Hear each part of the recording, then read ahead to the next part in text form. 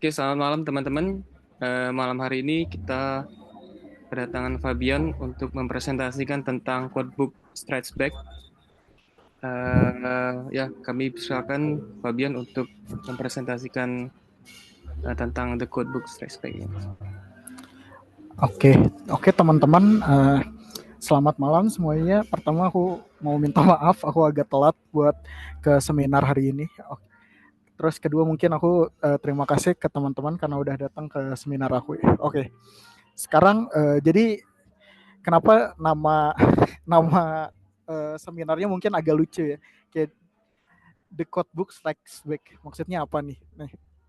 Nah sebenarnya tuh di sini tuh aku pengen kayak ngasih tahu aja sih kayak kenapa kita masih harus pedulian sih tentang discrete latent representation, apalagi di zaman-zaman sekarang kayak diffusion model makin bagus. Kenapa kita harus peduli tentang apa yang namanya codebook, apa yang namanya discrete latent representation. Nah jadi di sini tuh untuk seminar hari ini aku bakal pertama mau ngasih tahu sebenarnya untuk discrete latent representation ini tuh nggak sebatas dipakai di image generation aja. Sebenarnya latent representation tipe ini tuh bisa dipakai di luar dari image generation.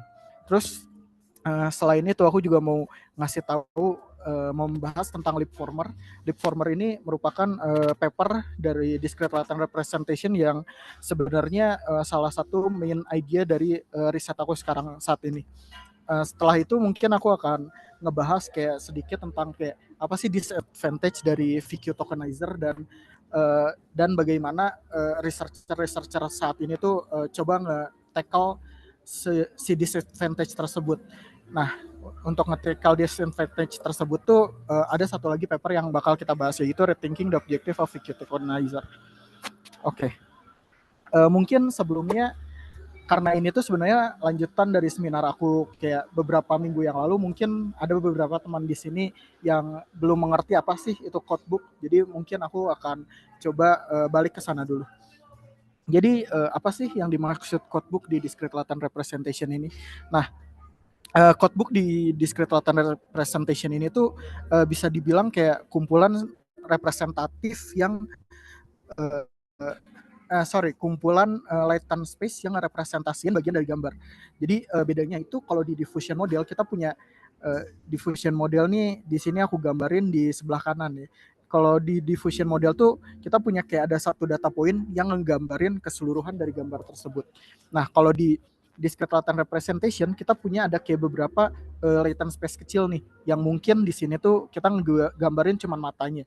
Di sini mungkin kita nggambarin cuman mulutnya. Di sini mungkin cuman rambutnya. Di sini mungkin cuman kayak bibirnya. Di sini mungkin cuman telinganya. Dan tugas dari discrete latent space representation ini adalah kita coba ngegabungin kayak dikit-dikit dari tiap-tiap bagian latent space ini buat jadi satu gambar yang utuh gitu. Nah, mungkin cara lain dari kayak cara lain untuk mikirin codebook ini bisa dibilang kayak kumpulan dari kata gitu. Jadi di sini misalnya ada si centroidnya tuh C. C ini bisa merepresentasikan apa aja yang kata-kata apa aja yang merepresentasikan sebuah happiness atau pressure. Dan tapi kan kalau cuma satu kata doang tuh nggak akan membuat sebuah sentence yang komplit ya. Jadi kita butuh lebih dari satu latent space untuk mengenerate suatu sentence yang komplit atau suatu gambar yang komplit. Nah, oke, jadi selain buat gambar nih, discrete latent representation itu ini buat apa aja sih? Nah, mungkin yang ini adalah salah satu dari papernya punya OpenAI. Mereka pakai discrete latent representation buat ngebuat music generation, jadi text to music. Kemudian selain itu juga ini ada suatu paper yang agak menarik, yaitu 3D motion generation. Jadi menggunakan text codebook dan menggunakan motion codebook, mereka bisa ngebuat text to 3D motion generation menggunakan discrete latent representation. Aku nggak akan terlalu banyak ngebahas dua paper ini karena sebenarnya kita kan computer vision, jadi mungkin aku nggak akan terlalu banyak ngebahas. Aku cuman ngasih kayak contoh-contoh apa aja sih yang bisa dilakuin discrete latent representation selain generate image doang. Dan yang terakhir tentu saja sebenarnya discrete latent representation mungkin yang first and foremost tuh paling ampuh buat NLP. Jadi something like GPT, transformer itu sebenarnya kalian bisa pikirin juga sebagai discrete latent representation. Oke, sekarang aku akan coba ngebahas Leapformer. Jadi Leapformer ini apa sih? Leapformer ini sebuah framework yang dibuat buat lip sync sebenarnya. Jadi kayak kita punya satu gambar orang nih dan kita punya sebuah audio. Kita pengen si gambar orang itu tuh mulutnya ngomong berdasarkan apa yang kita audio yang kita inputkan.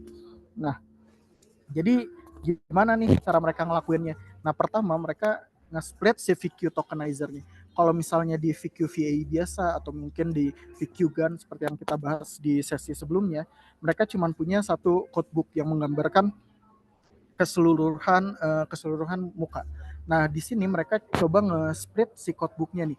Jadi codebook yang pertama itu bakal dipakai untuk ngerepresentasiin bagian atas dari muka, dan codebook yang kedua dipakai buat ngerepresentasiin bagian bawah muka. Mungkin codebook kedua ini yang akan sedikit lebih diperhatikan dari model, karena di codebook kedua inilah yang kita pengen si model ini bisa ubah-ubah si mulut dari orang tersebut. Nah, kemudian untuk generationnya sendiri seperti VQ GAN, mereka menggunakan transformer. Nah, di sini mungkin si prosesnya itu agak sedikit kompleks sih. Tapi pertama mereka ngambil sebuah reference bagian atas muka, terus kemudian mereka punya dua buah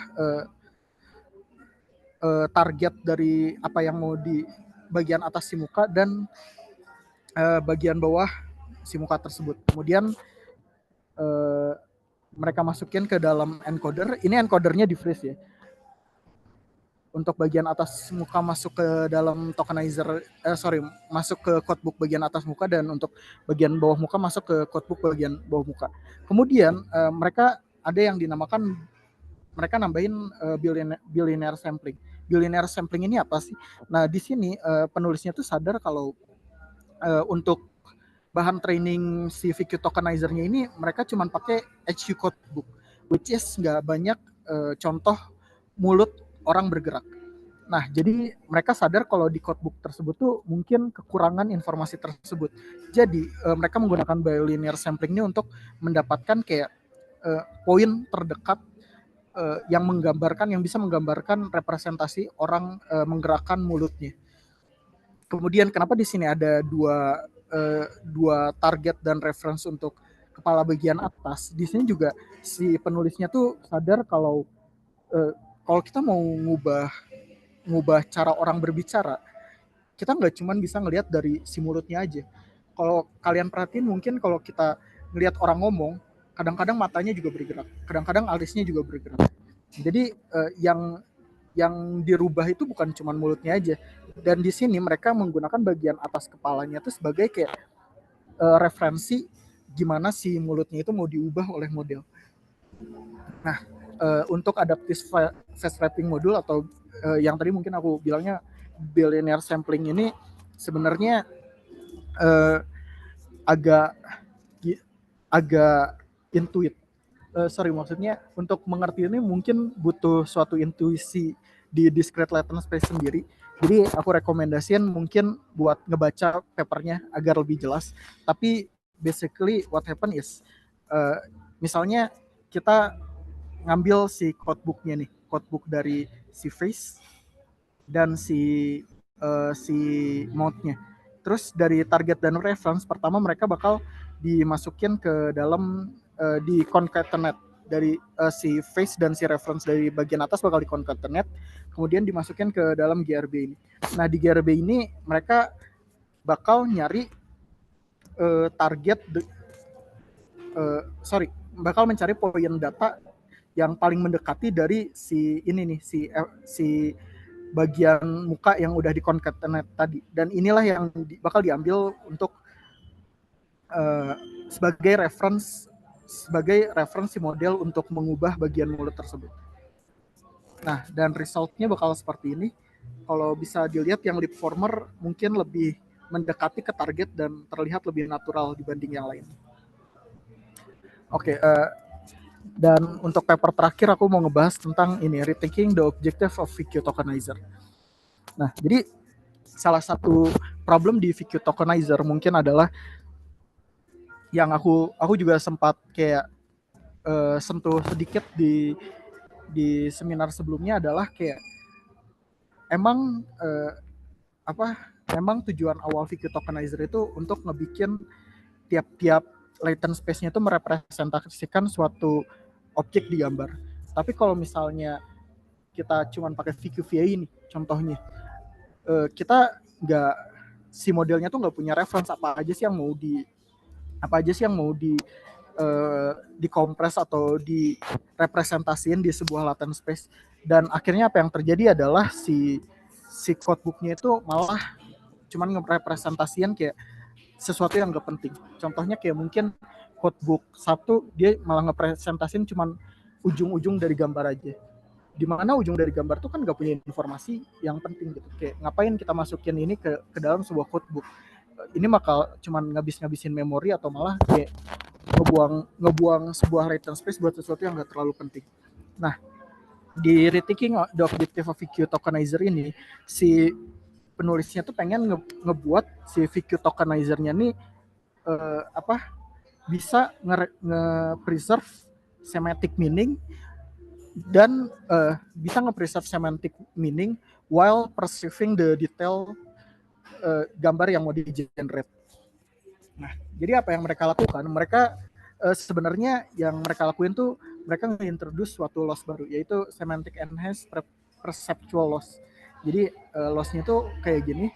Sebenarnya nggak terlalu, kalau dilihat-lihat nggak terlalu kompleks lossnya.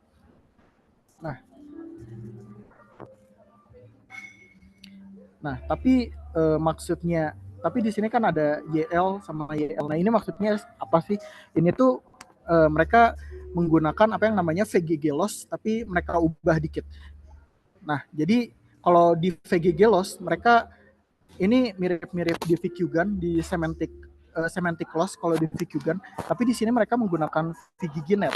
Dan kalau di VGG loss-nya sendiri mereka bakal pakai semua weight semua feature yang telah diekstrak oleh VGGNet. Sedangkan kalau di sini mereka nge-split si VGGNet-nya tuh jadi 2 tahap. Yang pertama itu loss looper dan yang kedua tuh loss sampler. Nah, di looper ini mereka bakal menggunakan layer shallow-nya dari VGG dengan harapan di sini mereka bisa ngambil high level detail dari gambar tersebut. Dan di semantic per ini mereka ngambil deep layer-nya dari VGGNet dengan harapan bisa ngambil apa yang lebih kayak low level detail dari si gambar itu, yang membuat kayak apa yang nge-preserve detail-detail dari gambar tersebut. Nah, dan ujung-ujungnya adalah si semantic yang final loss-nya adalah seperti ini. Jadi di alpha ini adalah kayak seberapa banyak kita mau nge-preserve detail dan seberapa banyak kita mau nge-preserve semantic. Semakin tinggi value si alpha ini, maka semakin banyak kita mau nge-preserve detail tersebut. Untuk trainingnya sendiri mereka menggunakan two-phase training. Jadi untuk yang pertama mereka bakal training semuanya, encoder dan decoder, menggunakan semantic per. Jadi kalau kita balik lagi, semantic per ini yang much more deep in the network dan dipakai untuk hopefully si model mengerti kayak low level detail dari tiap-tiap gambar. Kemudian di second phase-nya mereka menggunakan looper. Nah, di sini si encodernya ini bakal di fix dan yang di training hanya decodernya saja dengan tambahan kayak ada layer khusus di sini. Nah, tujuannya adalah di sini tuh hopefully kita pengen ngetrain decodernya tuh buat lebih memahami si detail-detail dari gambar untuk nge-increase kayak generation result dari image tersebut. Dan di sini adalah resultnya. Ini ada Mesgit yang kemarin aku presentasiin, VQGAN, BigGAN-Deep, dan di sini VID-nya bisa dilihat lumayan tinggi hasilnya, beda 2 dari Mesgit yang kemarin. Dan ya mungkin Ya, untuk sekarang ada pertanyaan.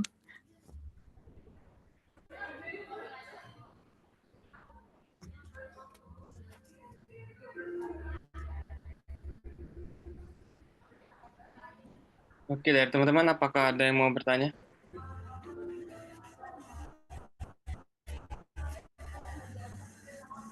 Ada pertanyaan dari Jano. Apakah di sini codebook ini berfungsi sebagai feature represent? Sorry kok mungkin kameranya aku disable dulu ya. Yang apa?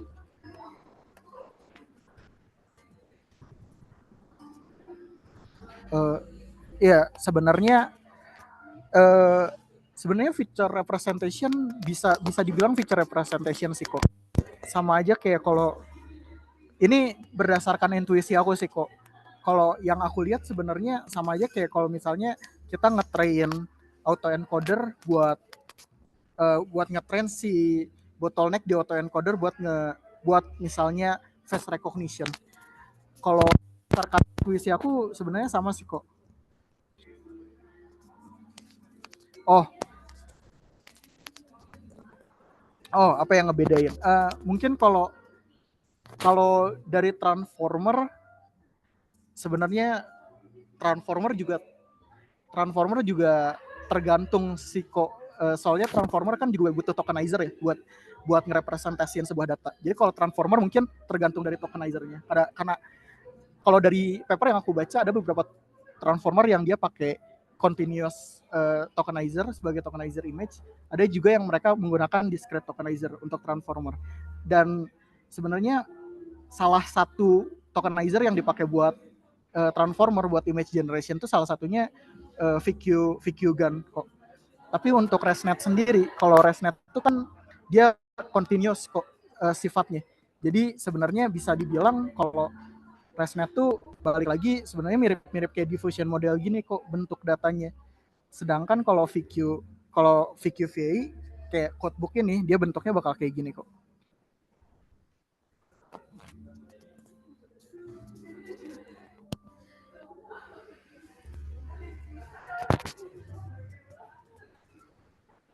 Udah jelas, Jano? Apakah masih ada pertanyaan?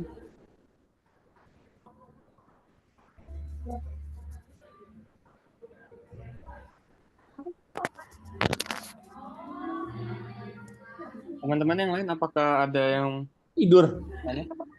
Waduh, oke deh.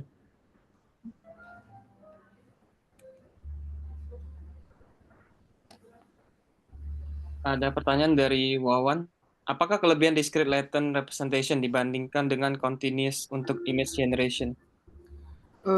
Mungkin kalau mungkin kalau menurut aku sih ada dua sebenarnya. Yang pertama tuh kalau discrete dia jauh lebih cepat daripada diffusion model. Apalagi kalau kita udah ngebahas kalau pakai transformer.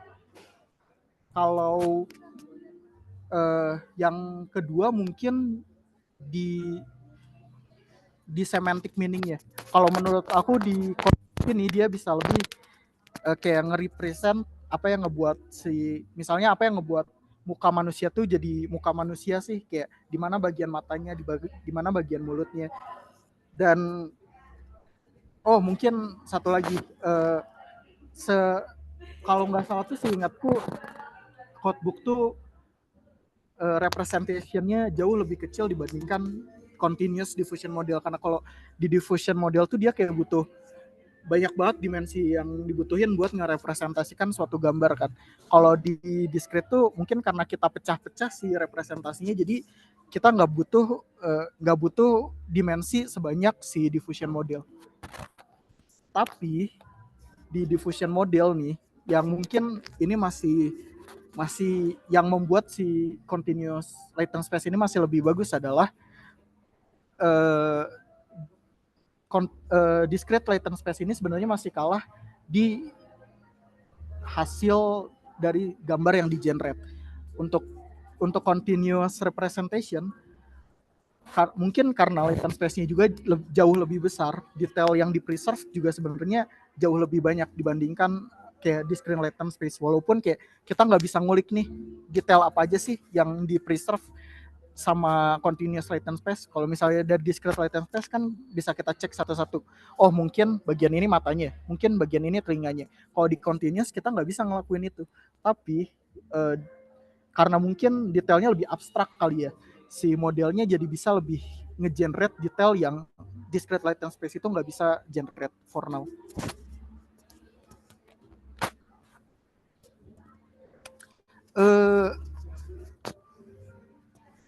Aku nggak bisa ngomong kayak seharusnya ada sih, seharusnya pasti ada orang yang bikin paper review-nya, tapi aku nggak bisa ngasih kayak yang pasti gitu, yang terpercaya, tapi seharusnya ada sih.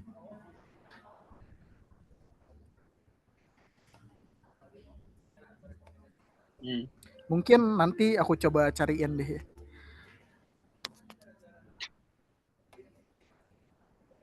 Oke, ada satu pertanyaan dari Agi. Agi mau tanya langsung mungkin?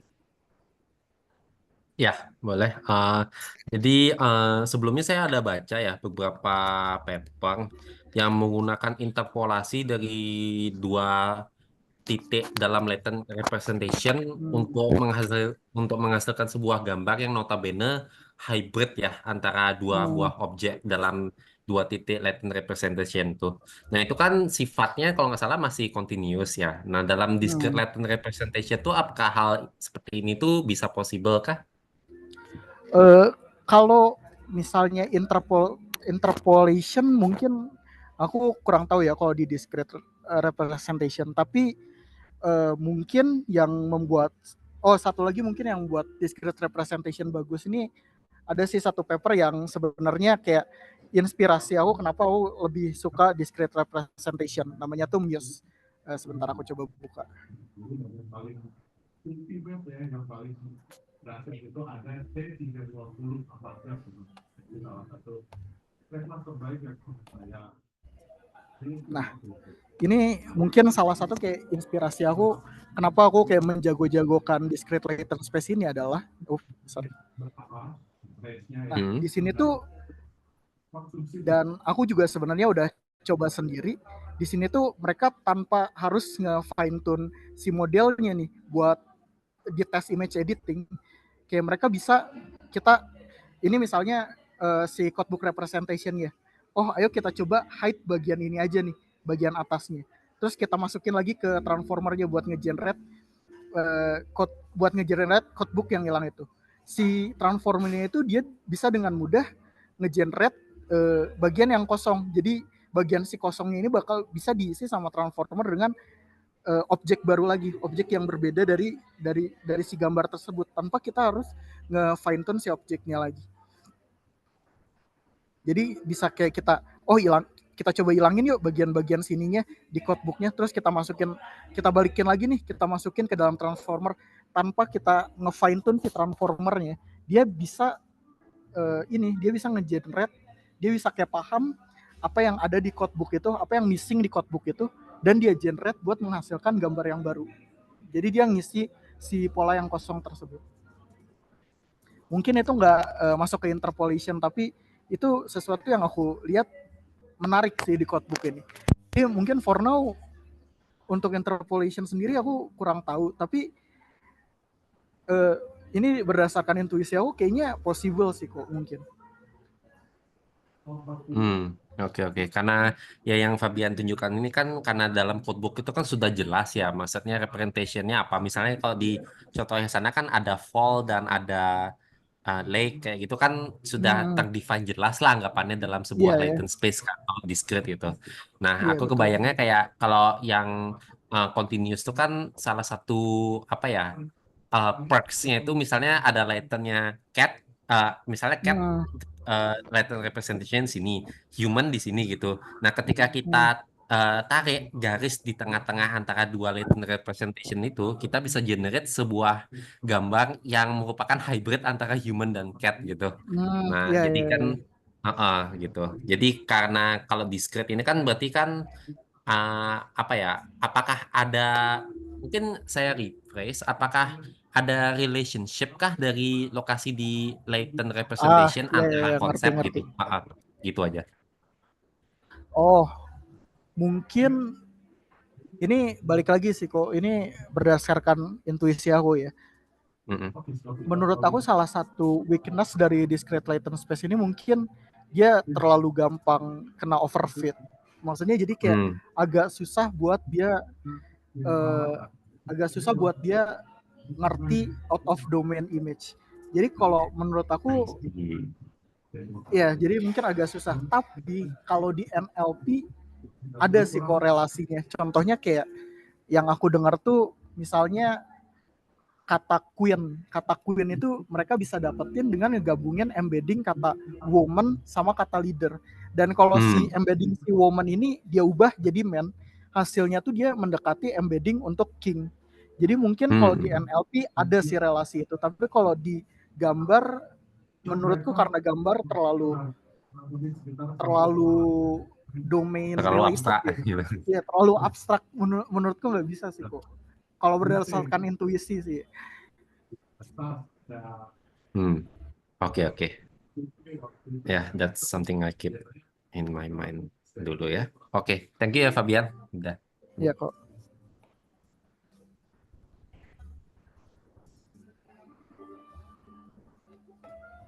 Oke, dari teman-teman lainnya apakah masih ada pertanyaan?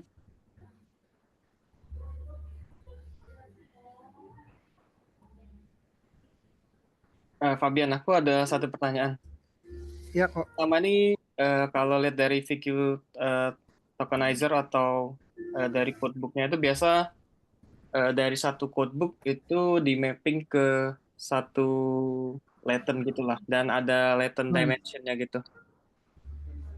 Gimana Iya kalau kok. misalnya kita pakai existing codebook, misalnya embeddings yang sudah ada dari misalnya GPT atau BERT gitu, apakah memungkinkan gitu untuk bisa kita gunakan untuk image gitu, walaupun jelas tasnya berbeda atau domainnya berbeda, satu image gitu.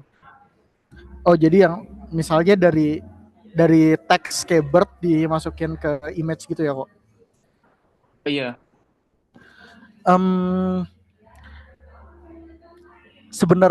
Sebenarnya kalau kita ngebahas purely dari cara mereka berdua ngegenerate both gambar sama teks itu sebenarnya mirip sih kok. Kalau yang aku lihat kayak ada yang pakai GPT, ada yang pakai BERT. Sebenarnya cara mereka ngegenerate tuh sama. Cuman kelihatannya nggak bisa sih kok. Soalnya gimana ya? Aku bilang nggak bisa ini soalnya berdasarkan intuisi sih kok. Jadi aku nggak terlalu ngerti cara ngejelasinnya. Tapi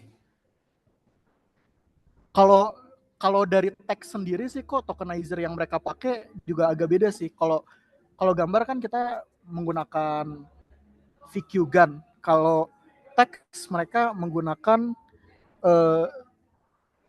menggunakan WordPiece, dan cara mereka buat training si tokenizernya pun berbeda. Jadi menurutku walau cara mereka nge-generate new data itu sama, tapi karena cara mereka nyoba nge-training si representasinya nih di tokenizer itu berbeda, menurut aku nggak bisa sih kok. Soalnya kalau VQ Gun kan mereka pakai autoencoder, sedangkan kalau BERT mereka pakai next sentence prediction sama token modeling ya. Ya jadi kalau menurutku nggak bisa sih kok. I see. Terus kan ada satu masalah lainnya kalau misalnya kita pakai codebook, kita ada masalah dengan latent embedding size-nya. Jadi kalau misalnya terlalu kecil, biasanya rate untuk perplexity rate atau rate untuk okupansi dari codebooknya itu biasanya tinggi, tapi nggak gitu efektif. Tapi kalau misalnya pakai latent embeddings-nya lebih besar, itu biasanya okupansi dari si codebooknya jadi mengecil gitu. Nah, kalau misalnya untuk representation learning, misalnya kita mau pakai untuk classification gitu, apakah lebih bagus kita pakai latent embedding size yang lebih gede atau yang lebih kecil? Ada kira-kira tahu nggak? Pernah bahas gitu. Kalau dari eksperimen aku sih kok, aku kemarin nyoba pakai Leapformer tuh buat apa namanya buat nge-preserve identity. Dan untuk nge-preserve identity itu aku pakai ArcFace, yang berarti kan aku train dengan tes classification.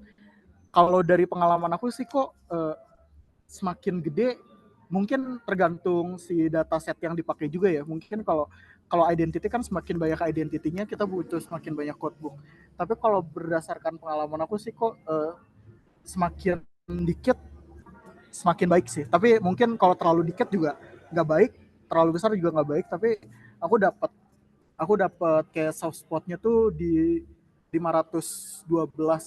Aku nyoba kayak 2024, aku nyoba 256, dan aku dapat soft spotnya tuh di sekitar 1024 dan 5 sampai 512 gitu sih kok. Maksudnya sweet spot ya? Iya, sweet spotnya. Itu aku ada satu referensi, nanti coba dilihat aja. Ini dia bilangnya sih lookup free codebook. Oh. Dipakai. Itu LLM Bits Diffusion Models. Tapi dia ada satu teknik baru karena ada masalah di latent size embedding dengan okupansi dari si codebooknya itu. Jadi mereka propose satu cara untuk bisa lookup free codebook. Ada satu pertanyaan lagi menarik dari sih. Ada satu pertanyaan lagi dari aku bacain ya. Memungkinkan nggak ya kalau kita somehow memanfaatkan quantization untuk konversi dari continuous ke discrete latent space dengan manfaat yang sama dengan discrete latent space yang asli? Nah, ini sebenarnya sesuatu yang menarik sih untuk coba di tackle, di eksperimentasi. Tapi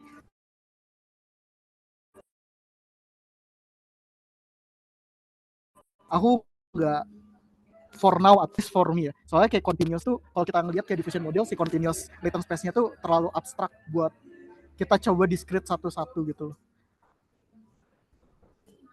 At least for me ya. Mungkin ya aku juga masih belajar dan aku juga masih baru di sini. Kayaknya kalau suhu-suhu mungkin tahu, tapi kalau for now kalau aku gak, for now aku belum lihat sih gimana caranya. Tapi emang itu sesuatu yang bisa menarik, mungkin coba dipertimbangkan.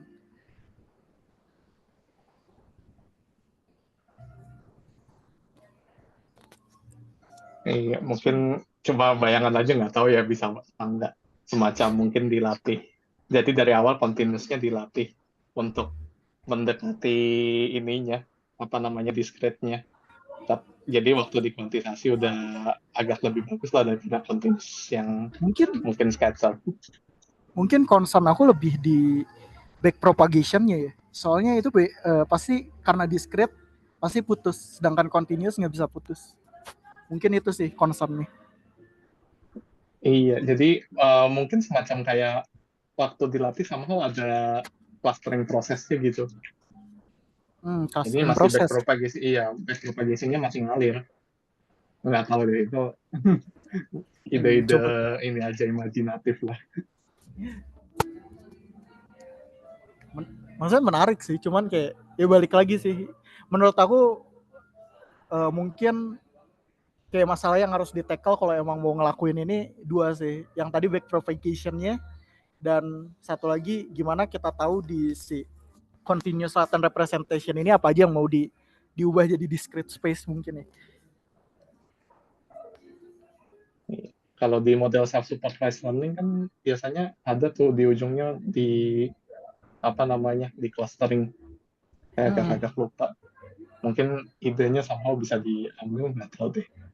Iya, tapi kalau di supervised learning kan clusteringnya mungkin ada labelnya ya. Enggak, itu beda, dia nggak pakai label. Oh, unsupervised ya? Aku kira supervised. Self-supervised. Oh, iya. SWAF. Kalau mungkin tahu. Iya. Ada clusteringnya kan tuh. Mungkin somehow bisa diadaptasi, nggak tahu deh. Mungkin kalau clustering bisa sih, tapi kalau clustering bisa sih. Cuman balik lagi sih ke concern-nya, mungkin karena latent space dia udah di satu poin data dia udah ngerepresentasin semua gambar. Mungkin yang sulit kayak gimana kita ngubah dari satu data point itu kita mau split jadi discrete space mungkin ya. Ya itulah tantangannya. Iya, Ya itu lempar mungkin ide, tantangannya. lempar Tapi ide menarik, imajinatif aja. menarik sih.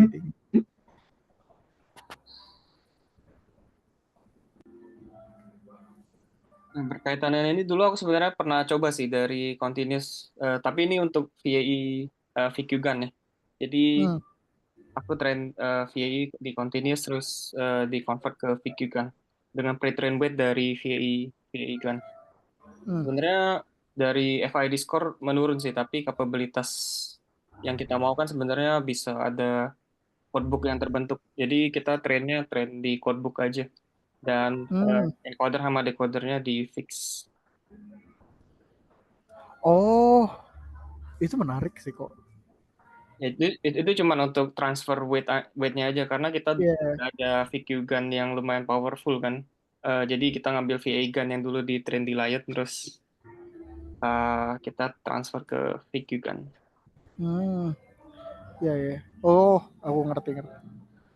Jadi sebenarnya itu lebih ke karena kita udah punya encoder yang powerful, kita coba bikin si codebooknya tuh dari I see. Itu sebenarnya Menarik. cuma untuk dapetin state of the art aja sih. Jadi ya salah satu Iya, teknik yeah. karena begitu train dari scratch ternyata lumayan susah untuk train VQ gun karena eh, gradientnya kan nggak mengalir dari ujung ke ujung. Iya. Karena putus di codebook kan. Sama kalau misalnya kita put additional gun-nya itu juga lumayan nggak stabil. Jadi ya mau nggak mau kita cari yang encoder sama decodernya udah di train. Iya, iya. Itu salah satu concern aku, salah satu kayak aku waktu eksperimen susah di situ juga sih kok. Waktu di VQ VAE biasa jalan gampang gitu jalannya. Waktu di train di VQ Gun, wah nggak ini nggak ketren. Iya.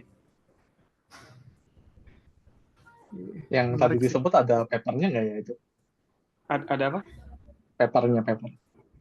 Oh, itu untuk internal aja, jadinya internal perusahaan. Jadi Oh, ya, jadi nggak dipublish ya. oke. Tapi ya itu salah satu cara yang kita pakai dulu. Oh, makasih kok idenya menarik.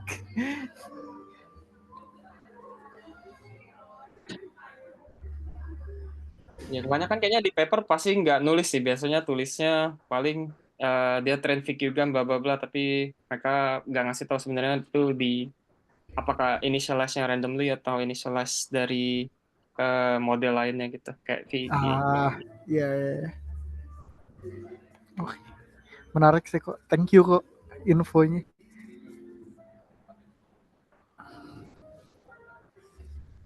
Oke, apakah masih ada pertanyaan dari teman-teman?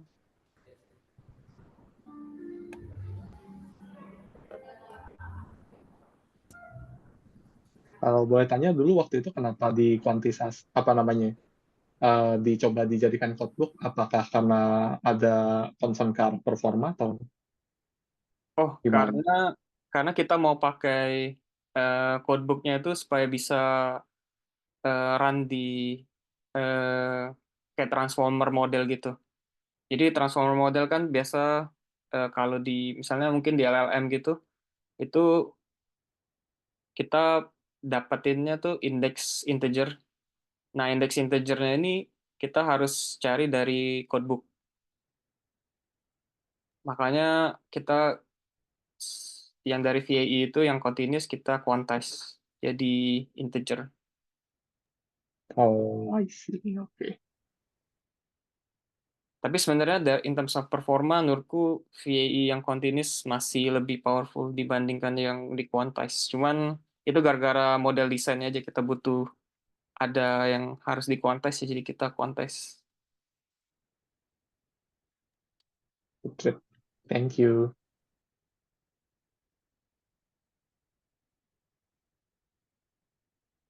Oke, apakah masih ada pertanyaan dari teman-teman?